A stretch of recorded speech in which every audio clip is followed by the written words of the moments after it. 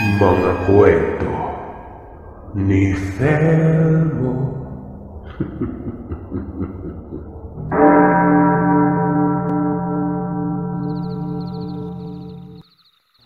Mapagpalang araw sa inyo, Sir Seth. Nais ko pong magbahagi ng kwento patungkol sa karanasan ng lola ko. Itago na lamang natin siya sa pangalang Maya. Ito lang din ay base sa nanay ko. Gawa ng patay na ang lola ko at may naikwento sa akin ng nanay ko patungkol sa kanya na sobrang nakakamangha. Pero magpaganon pa man, nakakatakot pa rin.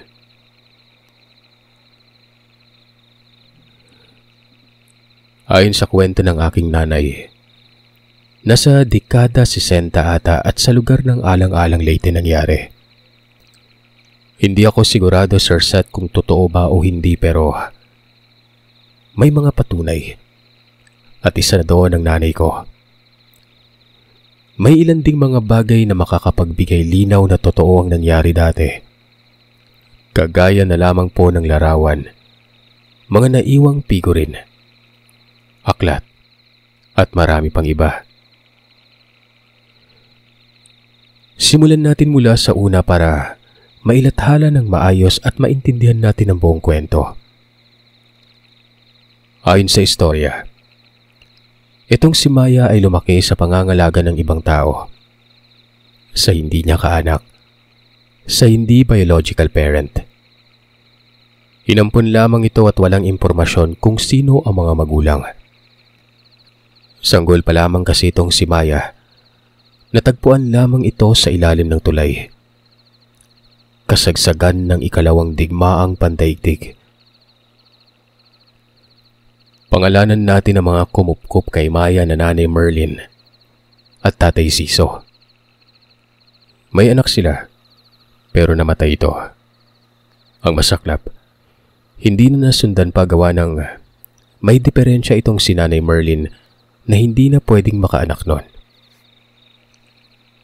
Lumaki hanggang sa nagkaroon ng kamalayan si Maya. May kaya ang mga magulang kung kaya nagkaroon talaga ng masayang buhay.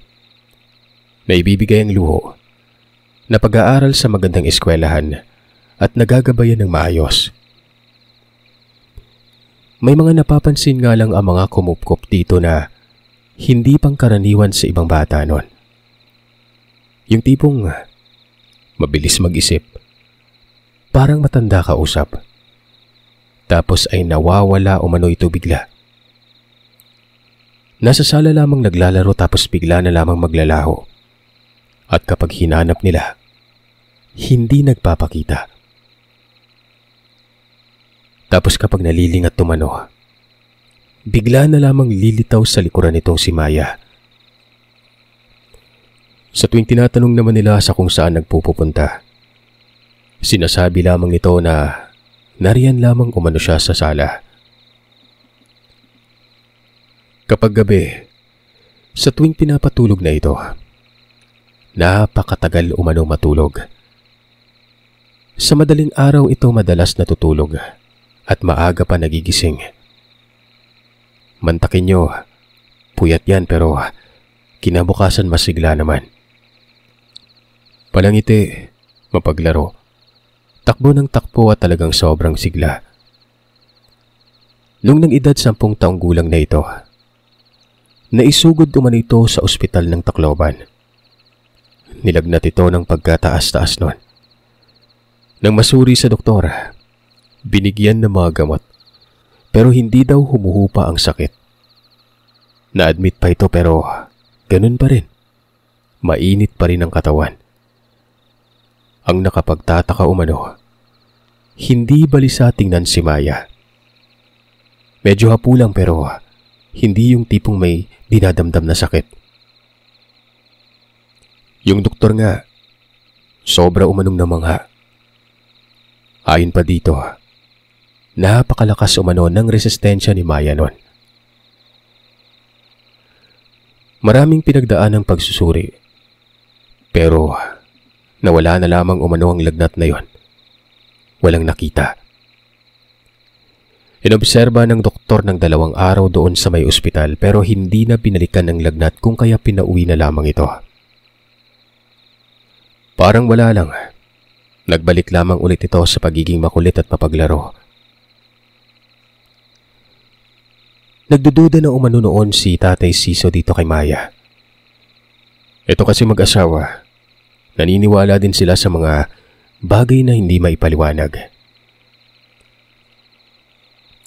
Isang hapon, pinuntahan ni Tatay Siso ang albularyong nakatira malapit sa kanila. Ipapasuri niya lamang si Maya sa manggagamot. Pangalanan natin itong Kaaspo. Panot yun. Sobrang galing nitong manggamot. Ayon sa impormasyon, dinadayo nga umano ang matandang ito ng taga-ibang lugar. Dumating umano ang albularyo. Isang titig pa lamang kay Maya. Nanlalaki na ang mga mata ng matanda nun. Yung tipong sobrang namamangha. Ang sabi pa nito, may kakaiba daw kay Maya. Hindi niya maipaliwanag diretsyo. Gawa ng hindi pa niya nasusuri yon. Pero ramdam niya daw ang kakaibang aura nito. Noong sinuri na si Maya sa pamamagitan ng pamamaraan ng albularyo, doon na pagtanto ng matanda na hindi umano purong tao itong si Maya. May dugo umano itong engkanto. Siyempre gulat na gulat ang mag-asawa nun. Hindi nila lubos maisip kung tama ba si Kaasbo. Pero ayun nga, may mga kakaibang pinapahiwatig kasi noon si Maya. Mga senaryo na hindi pangkaraniwan. Marami at halos araw-araw nila itong namamataan. Napatanong si Tatay Siso kung anong mangyayari sa anak nila. Ay naman sa albularyo, sa ngayon daw ay hindi pa niya alam. Napatanong naman itong albularyo kung may koneksyon ba ang mag-asawa sa mga nilalang. Kung may malakas silang hatak sa mga ito. O hindi naman kaya angkan sila ng may hindi pangkaraniwan na abilidad. Ang sabi naman ni Tatay Siso, wala. Tapos inamin niyang hindi nila anak na buhay itong si Maya. Ipinaliwanag nila kung saan ito natagpuan. Nasa may lumang tulay na noon, sa ilalim banda at sa batuan umiiyak. Makikitang nag-iisip noon si Kaaspo. Posibleng kalahati tao at kalahating engkanto si Maya. Posible ding pagkapanganak nito. Itinapon. Siguro dahil sa takot ng totoong magulang. Kung anong klaseng bata ito kapag lumaki. Dagdag ng albularyo. Susubaybayan niya umano si Maya. Linggo-linggo siyang bibisita. Aalamin niya kung anong dugo o anong klaseng engkanto ang nananalaytay kay Maya nun. Maraming araw, linggo at buwan ang lumipas. Patuloy sa pagsusubaybay itong albularyong ito. Hanggang sa nag-edad na ng 15 taong gulang si Maya. Dalagita na. Sobrang talino. Mataas ang marka sa eskwela. Ang problema, laging lumiliban. May mga pagkakataon kasing walang gana itong pumasok. Pero sa maniwala man kayo o sa hindi, nauungusan niya ang kanyang mga kamag-aral, lalong-lalo na sa marka. Kahit naiiwan umano sa aralin itong si Maya. Pero kapag exam na umano, lagi yung nangunguna. Ang nakakamangha pa dyan, napakagandang dalagitan ito. Mapagkakamalang anak ito ng banyaga. Maputi ang balat, pero yung postura ng mukha ay parang hindi Filipino. May mga mata pa itong mapupungay at nagkukulay berde nun. Lalo na umano kapag tinatamaan ng liwanag ng araw ang mga mata niya. Lumilitaw ang kulay berde. Pero kapag hindi naman, hindi gaanong kahalata kapag nilapitan. Batid na mag-asawa na maaaring alam na ni Maya ang kaibahan niya sa ibang kaidaran. Napaka-imposible namang hindi. Gawa ng may abilidad talaga itong si Maya. Pero kapag nasa eskwelahan, nakikibagay na parang normal lamang. Sa makatwid, nagpipigil itong si Maya kapag maraming tao. Hanggang sa isang hapon nun, araw umano yun ng linggo, galing sila ng simbahan. Nakabantay si Kaasbo sa tugkaran ng bahay ng umuyang pamilya. Nagtaka pa nga noon si Tatay Siso kasi nga, sa susunod na linggo pa ang dalaw. Kadadalaw lamang kasi nito noong isang araw. Ayon naman sa albularyo nang matanong ito, isasama niya daw si Maya sa isang lugar kung saan maraming nakatirang elemento. Huwag gumanong mag-alala mag-asawa gawa ng naroroon naman siya noon. Sumabat si Tatay Siso na sasama na rin ito kaso tumanggi ang matanda. Huwag daw, baka may kung anong mangyari. Mabuti na daw kung siya lang ang kasama kasi nga may karunungan itong albularyo. Nagtanong si Tatay Siso kung kailan ba umano ito. Ang sabi ng matanda, sa susunod umano na araw pero kinakailangan munang manatili si Maya sa kanyang bahay. Bali doon ito titira sa bahay ng albularyo bago sila pumunta sa nasabing lugar. Kasi nga, may gagawin pa si Kaaspo dito. Nag-aalala noon na mag-asawa, gawa ng hindi pa nila nakakausap si Maya patungkol sa mga kakaibang nangyayari dito. Hinahayaan lang kasi nila ito. Isa pa, hindi pa din nila nasabi na hindi nila ito totoong anak. Hindi maiiwasan na mapapatanong talaga si Maya sa matanda noon sa kung anong nangyayari, lalo na kapag talagang magbubukas ang kamalayan nito para siyasatin ang katotohanan na hindi siya isang anak noon. Huwag niyong pahirapan ang sarili niyo. Tanggapin natin yung totoo. Ayun na at hindi na ito may tatanggi pa. Siguro ay alam na ni Maya na may kakaiba sa kanya. Ang inaantay lamang ay ang hudyat niyo para maging panatag siya kahit papano. Para na rin hindi maging magulo sa kanyang lahat. Sana naiintindihan niyo. Huwag nating patagalin to kasi nababahala ako at baka masamang engkanto ang nananalaytay sa dugo niya. Batid naman natin kung bakit tila tinapon siya, di ba? Wika ni Kaasbo. Matagal tumugon si Tatay Siso. Nag-usap pa sila mag-asawa. Nawari ba'y pinagpaplanuhang maigi ang lahat nun. Inihahanda nilang sarili sa oras na ibunyag na ang nakatagong lihim sa pagkatao ni Maya. Nung magkasundo na daw ang mag-asawa, sinabing kakausapin ni Tatay Siso si Maya. Pinapanalangin na lamang nito na sana'y walang magbago sa oras na malaman ang katotohanan. Sa mga puntong yon, pinuntahan ni Tatay Siso si Maya doon sa paboritong tambayan sa may likod ng bahay. May duyan kasi doon at gawa ito sa bakal. Yun bang malaking pabilog na may dalawang magkatapat na upuan at nakalambitin yon. Unang bungad pa lang, dali-dali nang sinabi ni Tatay Siso na, "Anak, Maya, isasama ka ni Kaasbo ha. May pupuntahan kayo. Titingnan niya kung anong pagkatao mo. Pasensya na anak, pero kailangan kong sabihin sa iyong lahat at sana huwag ka magulat. Baka magbago ka. Alam mo bang kakaiba ka kumpara sa normal na tao?" Ngumisi itong si Maya na siya namang ipinagtaka ng Tatay Siso.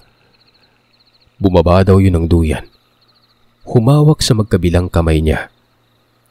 Nakatitig ito sa mga mata at walang bakas ng pagkadismaya.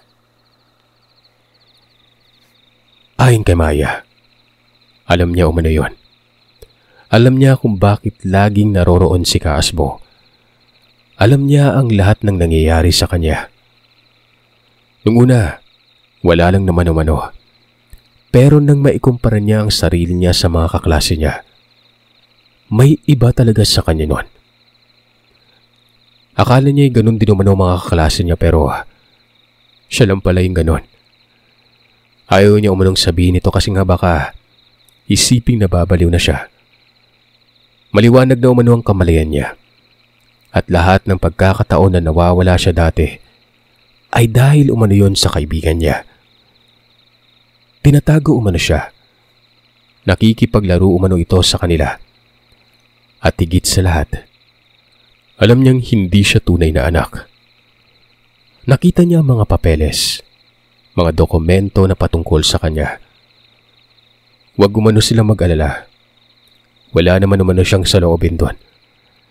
Masaya siya at katulad ng iba, nakaranas ng pagmamahal na higit pa sa isang magulang. Napangangaw umano si Tatay Siso noon na para bang hindi makapaniwala. Walang naramdamang pagkaasiwa si Maya, kahit alam na nito na hindi siya tunay na anak noon. Niyakap ni Tatay Siso si Maya. Nagpasalamat ito. Ang sabi pa, nababahala siya kapag nalaman na ni Maya ang katotohanan. Pero ayun nga, iba ang kinalabasan. Hanggang sa muling nagsalita si Maya noon.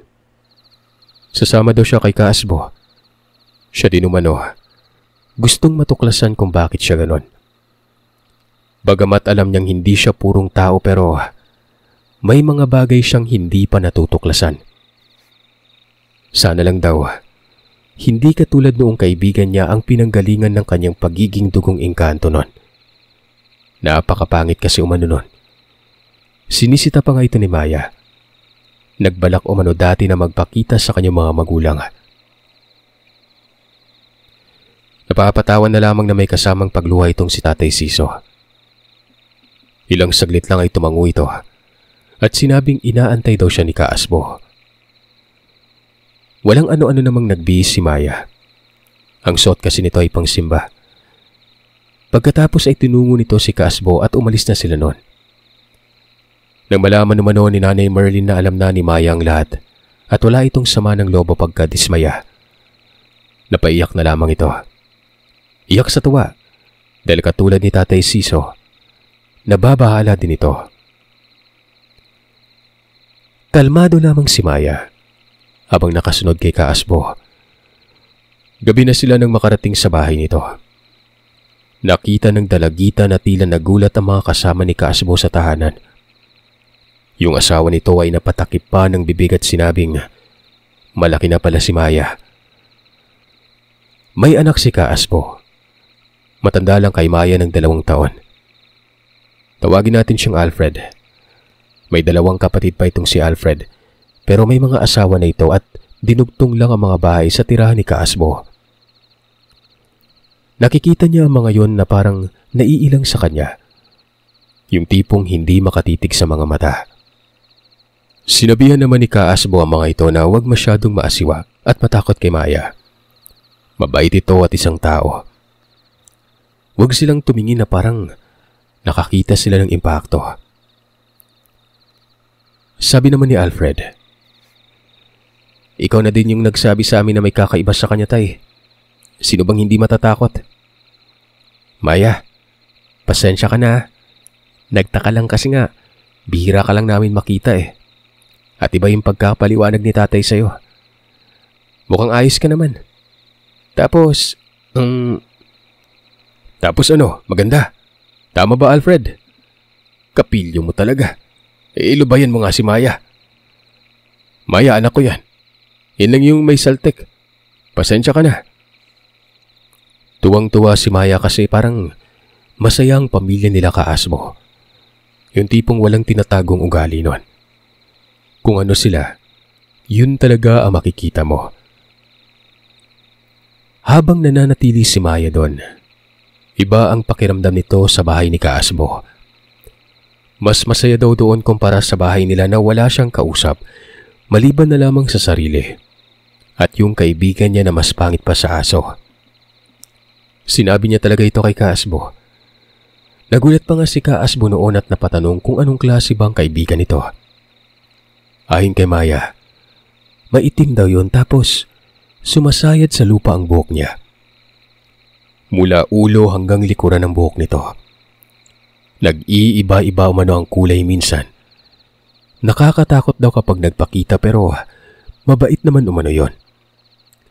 Isasama niya daw sana pero baka magpakita bigla dahil may pagkapilyo din umano yon. Ano kayang klaseng nilalang yon? Saan yun nakatira, Maya? Bata ka pa ba kasama mo na yon? Hindi ko alam. Sa naalala ko po, padaan-daan lang yun sa bahay namin dati. Natakot ako syempre. Pero katagalan makulit siya. Hindi po lumalaki. Ako lang po yung lumalaki. Maliit po siya na bata na parang babae pero pangit po yung boses. Hindi ko maintindihan. Basta ang alam ko ay sumusunod naman siya sa akin kapag sinisit ako. Tingin ko po doon na tumira sa bahay namin. Hindi na kasi umaalis.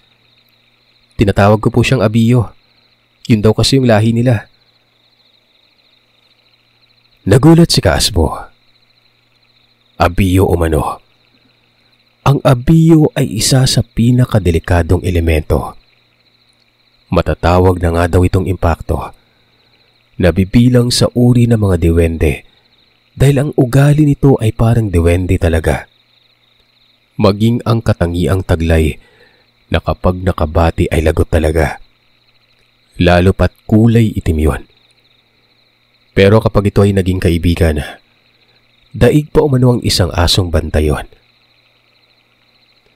Sa bagay, madali mo lang siyang makakasundo. Alam mo, Maya, yang Abiyo, hanggang sa tumanda ka ay hindi ka iiwan yan. May ilang kakilala na din ako may gabay niyan. Posibleng gabay mo siya. Sana'y hanggang doon lang. Sana hindi ka Abiyo, day ha. Dahil delikado ka kapag nagkaganon. Hindi naman nagsalita noon si Maya. Pero si Kaasbo, naroroon pa rin sa para bang hindi makapaniwala. Hanggang sa dumating ang araw ng pag-alis nila. Itong si Alfred ay maaga umanong nagising noon. Ang sabi nito ay sasama umano siya. Kahit papano ay makatulong siya sa pagtuntun sa lugar.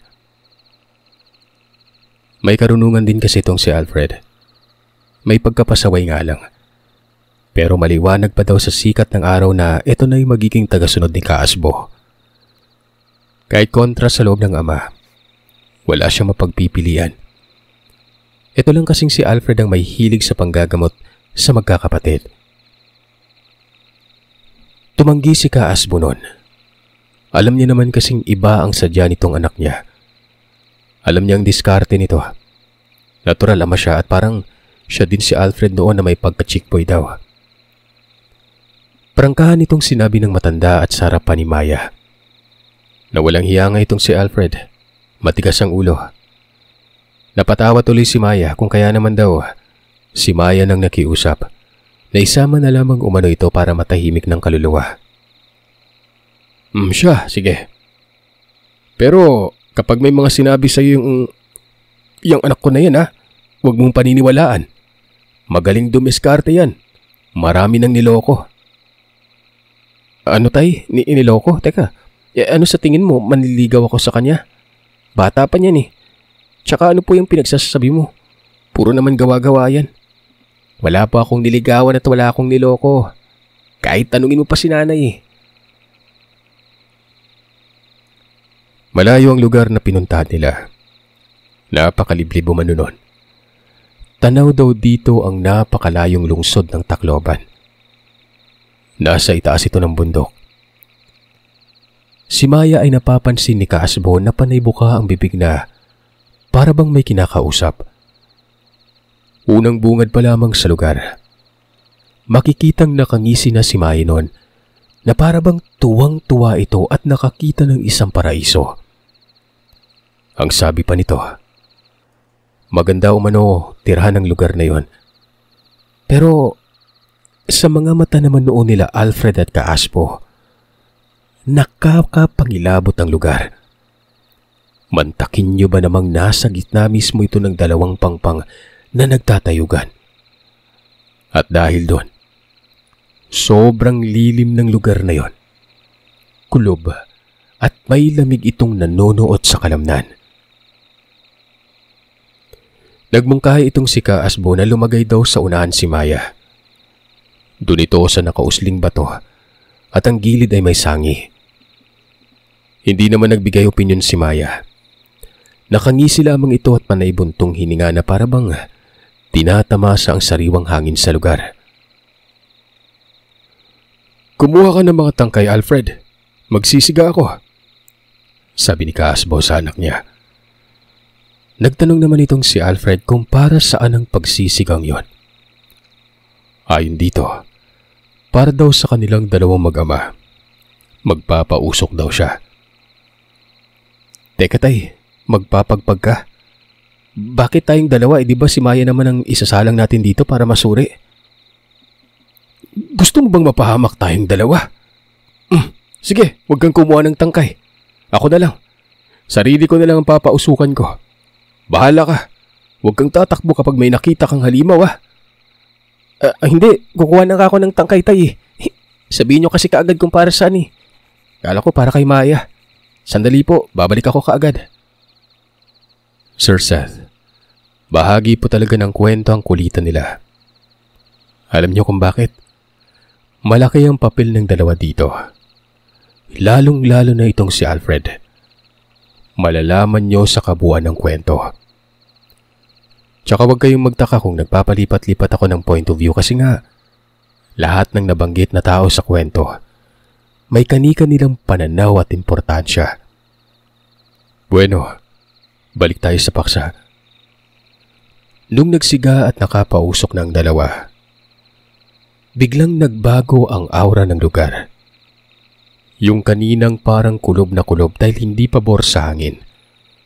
Ngayon ay may hagapas na ng hangin at mas lumala ang paglamig sa lugar na yon. Ayon kay Kaasbo, presensya na umano ito ng mga elemento. Si Alfred noon, naging balisa.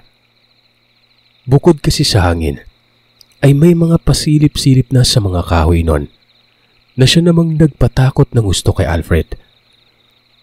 Napapamura daw ito. Habang si Kaasbo naman ay kinakalma ang sarili. Minamasdan niya noon ang nilalang na lalapit kay Maya. Maya-maya ay naupo itong si Maya sa nakausling bato. Tapos parang inaantok ito kasi nga panay hikab yon. Hanggang sa walang ano-ano, may mga nagsilitawan.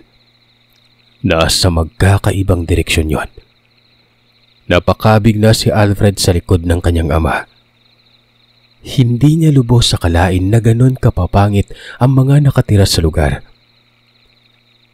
Itong lugar kasing ito, dito nagdadao sa mag-ama ng karga matapos ng mahal na araw.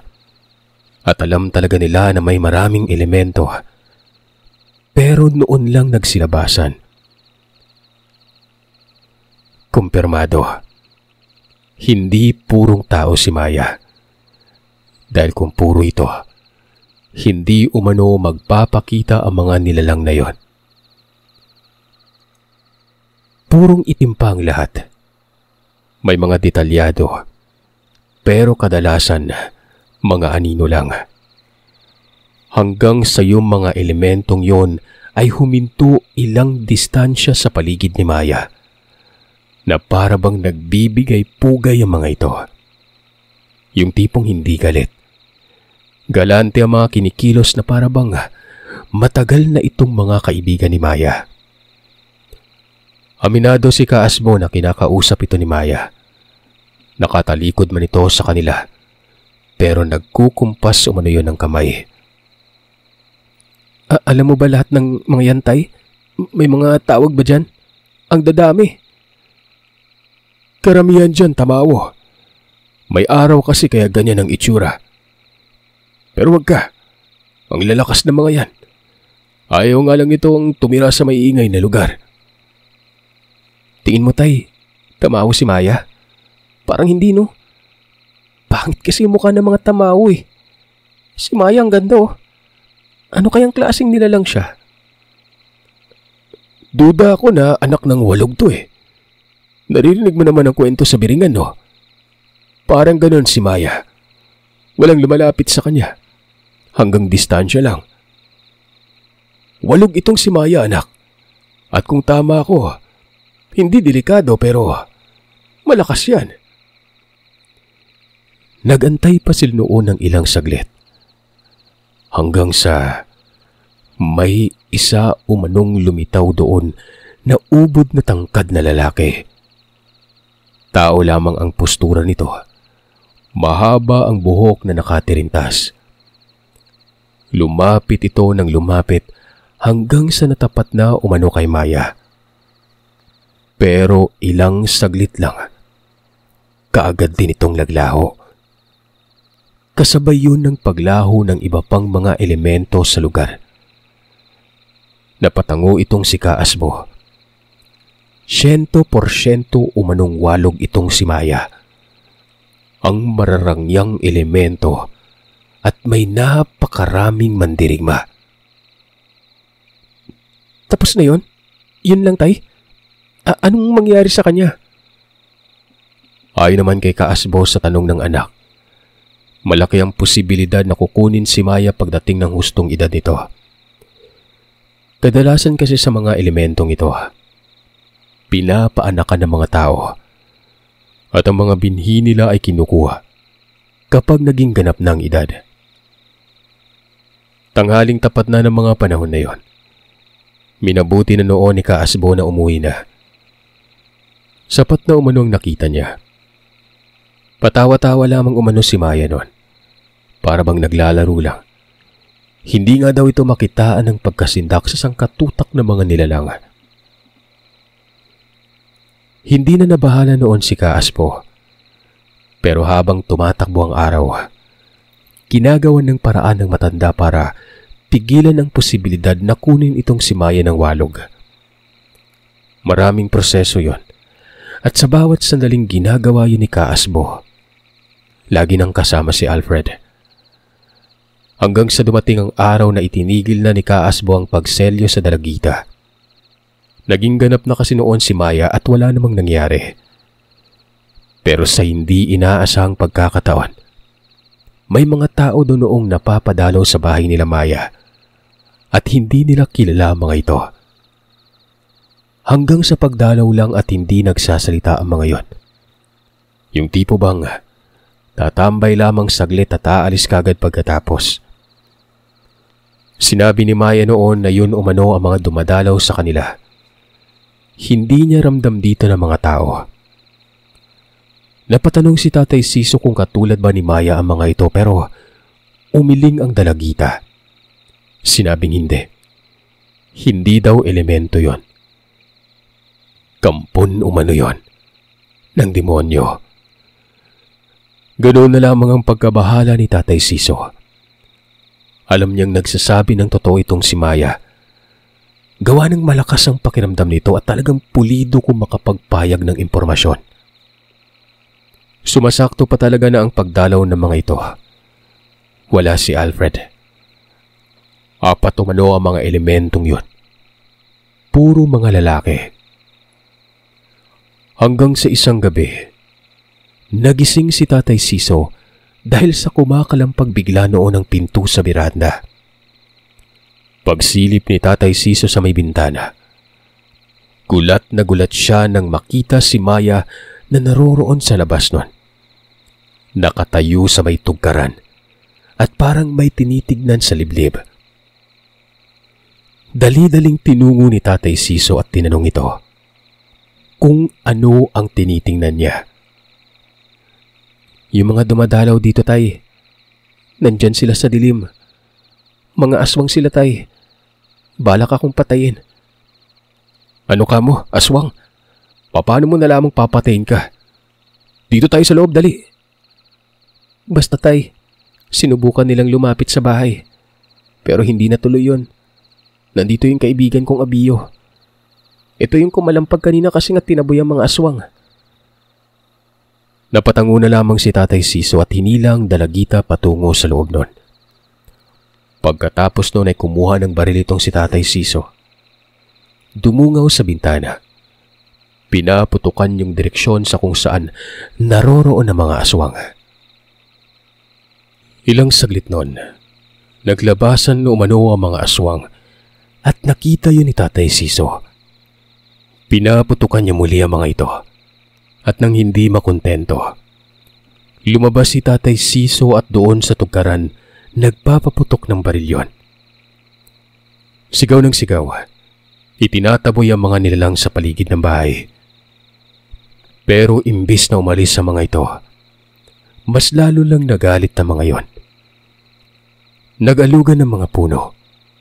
Umaangil ang mga ito sa may bandang manggahan.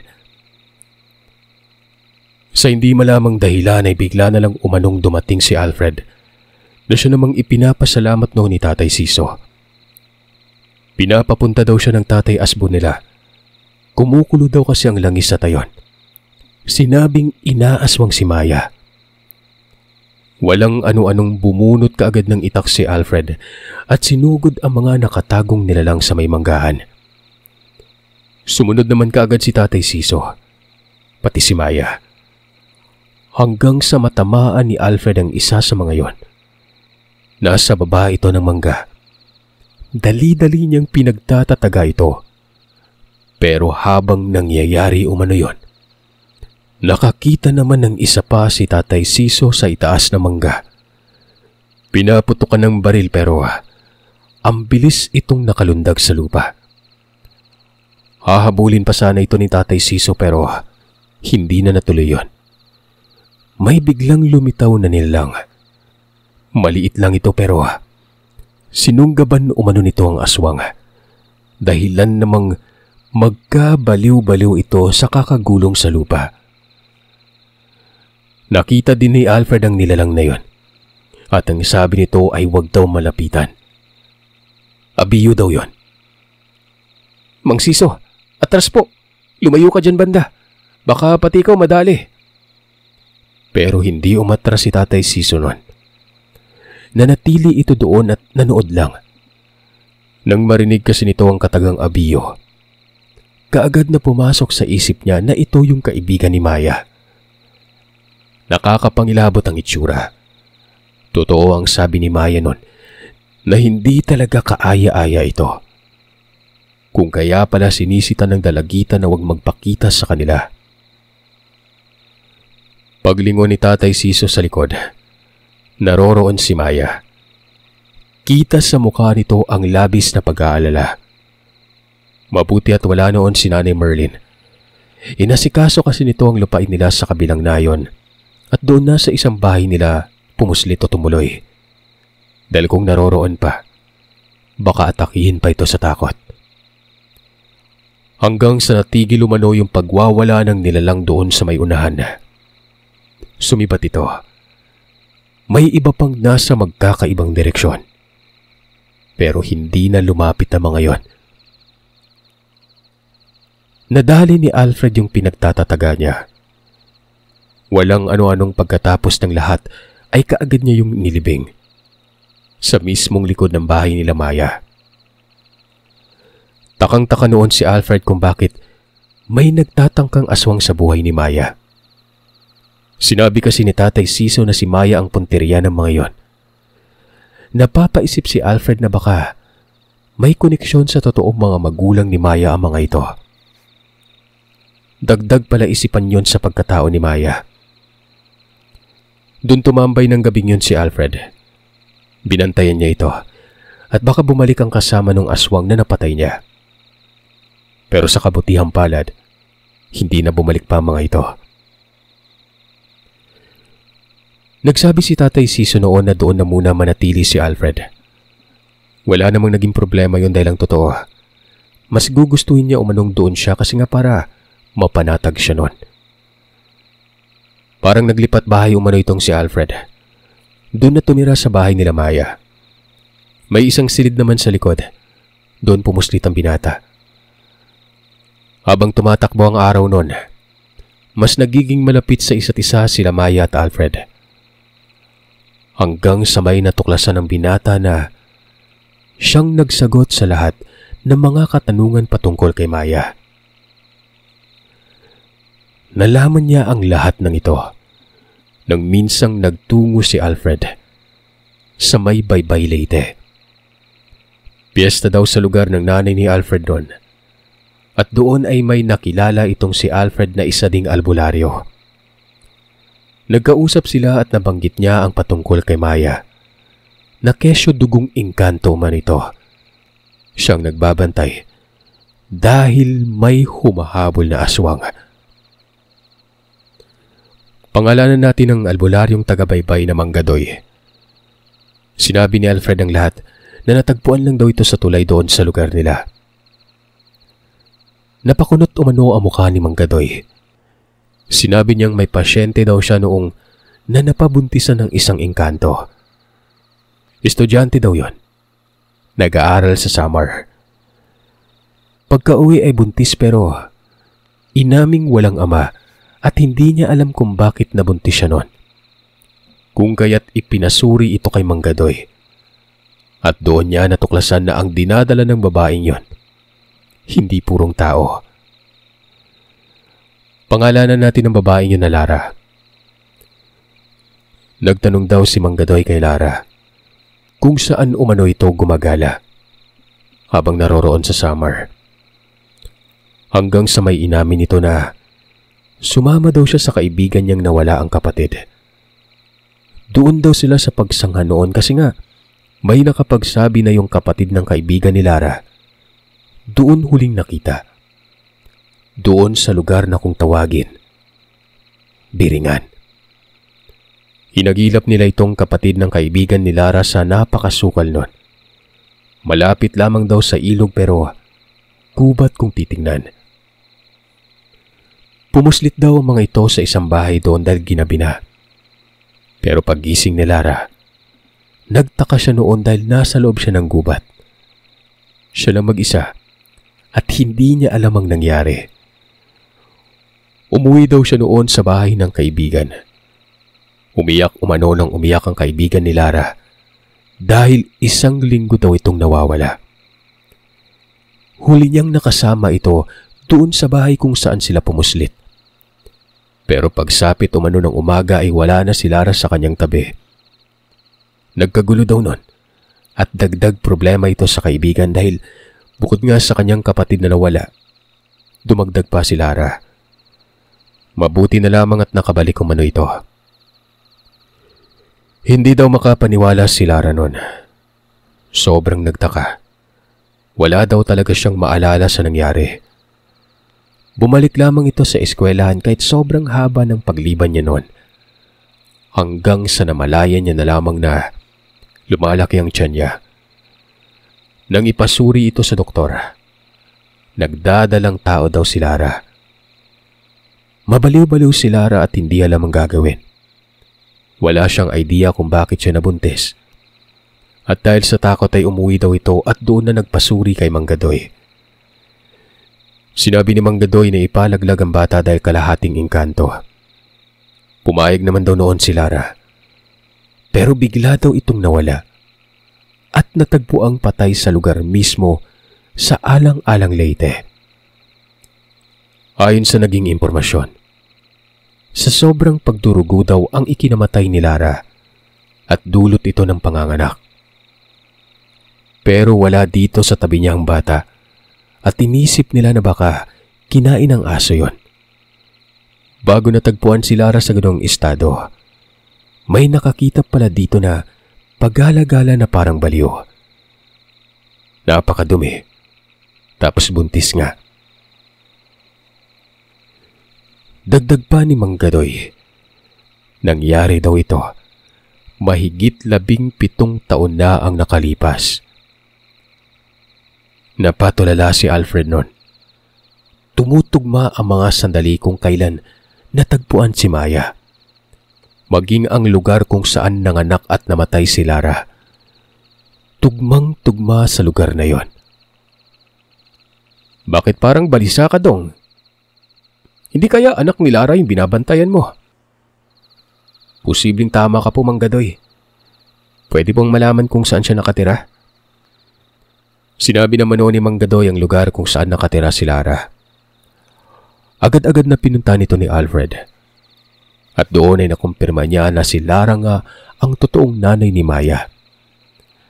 Nakita niya ang bahay. Buhay pa ang mga magulang ni Lara. May ipinakita itong larawan ni Lara at kamukhang kamukha ni Maya. Maganda si Lara. Walang tinago si Alfred doon sa magulang ni Lara.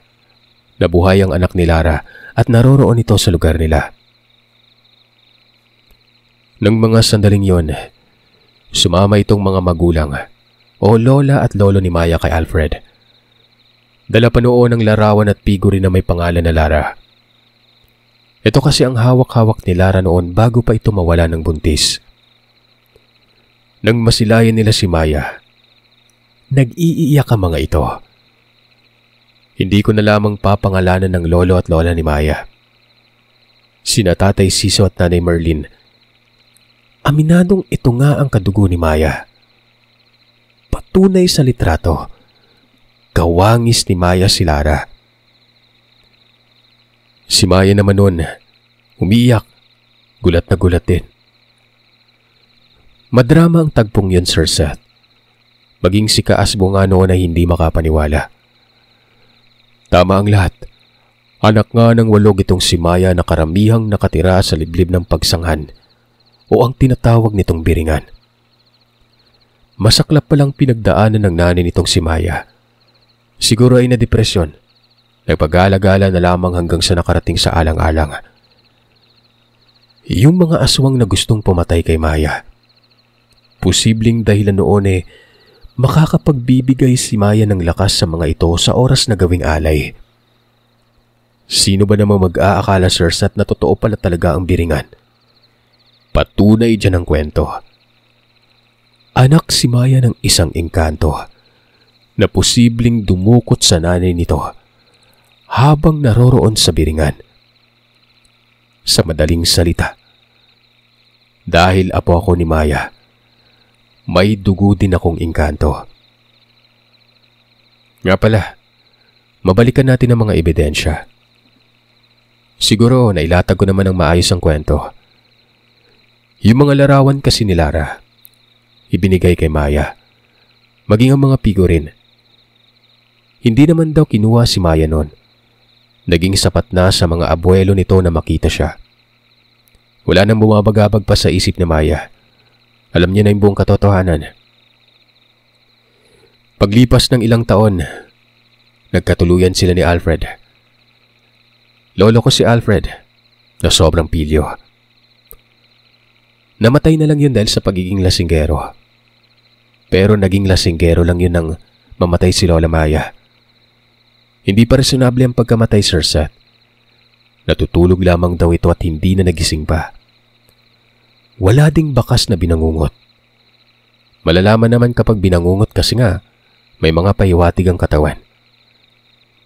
Nakahimlay lamang daw yun ng maayos pero wala ng buhay. Ayon nga sa nanay ko, baka kinuha na si Lola Maya ng tatay nitong engkanto. Siguro, binigyan lang ng pagkakataong makapamuhay ng normal o bilang tao pero isang araw ay kukunin pa rin ito. Mabalikan naman natin ang alaga ni Lola na Abiyo. Lumipat ito sa kapatid ng nanay ko. Ewan ko lang kung totoo ba yun pero ayon naman sa tiyo ko na naroroon nga sa kanya at minsan na itong nagpapakita. Para lang itong sigbin kung nasaan ang amo, naroroon din ito. Hanggang dito na lamang po ang kwento, Sir Seth. Hanggang dun lang kasi ang mga naibahagi ng nanay ko. Pero alam ko, may iba pang karanasan si Lola Maya habang kasama si Lolo Alfred. Siyempre, anak yun ng engkanto.